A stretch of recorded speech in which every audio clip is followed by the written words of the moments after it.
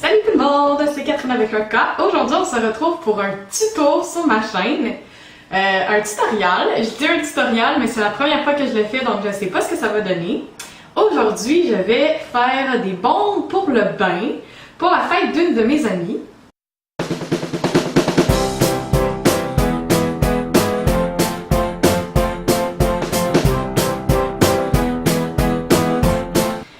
J'ai trouvé la recette sur internet, je vais la mettre dans la barre d'infos juste en bas si ça vous intéresse de le faire. Et je me suis vêtie de mon tablier pour l'occasion et je dois mettre des gants parce que je suis enceinte et ça disait que certains éléments pouvaient être nuisibles à manipuler pour une femme enceinte, donc je ne prendrai pas de risque et je vais mettre des gants! Puis j'avais pas d'autre chose que des gants de vaisselle. Fait que je mets des beaux gants de vaisselle!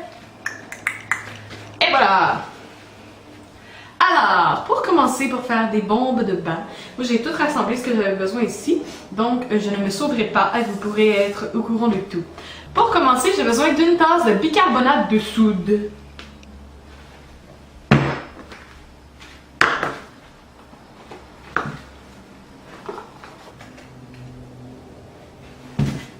Une tasse, je vais les mettre dans mon bol.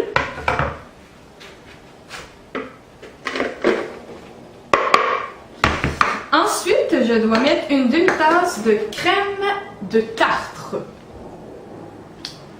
On va pas avec les gants, de la crème de tartre. Il y avait aussi une recette avec de l'acide citrique. En fait, la plupart des recettes, c'est avec de l'acide citrique. Mais j'en ai pas trouvé. Et ben, j'en ai trouvé dans une clinique derrière un comptoir. C'était vraiment cher pour pas assez ce qu'il me fallait. Puis, il y a une recette que j'ai trouvée qui est vraiment mal traduit, c'est celle que je suis aujourd'hui, mais qui disait qu'on pouvait remplacer l'acide citrique par de la crème de tartre. Fait que je vais essayer ça. Une demi-tasse. Une demi-tasse. Je le mets dedans. Je brasse le tout. Je vais rajouter une demi-tasse de sel de mer. Sel de mer.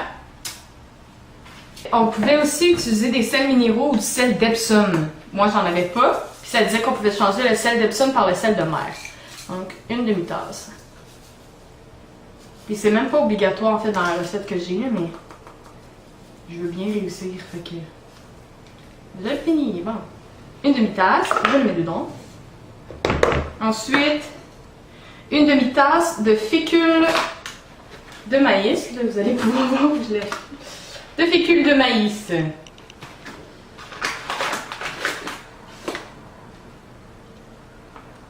peut-être des affaires qui tombent vraiment mal, genre ça fait plein de poussière. Cochonnerie. Ouh. Ben oui. Ben oui.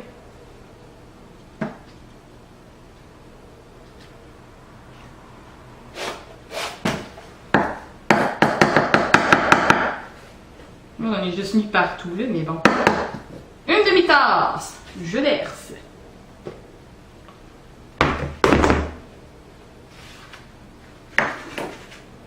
Je vois plus ma feuille. Je brasse et j'élimine les grumeaux.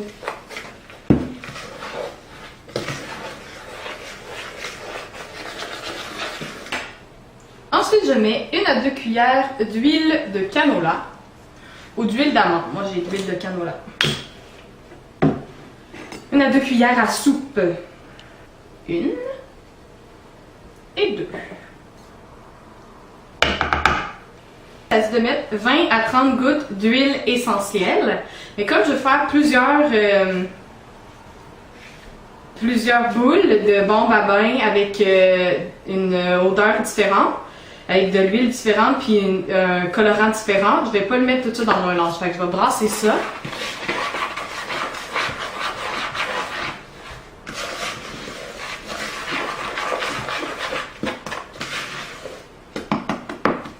Ensuite, moi on peut utiliser des moules à muffins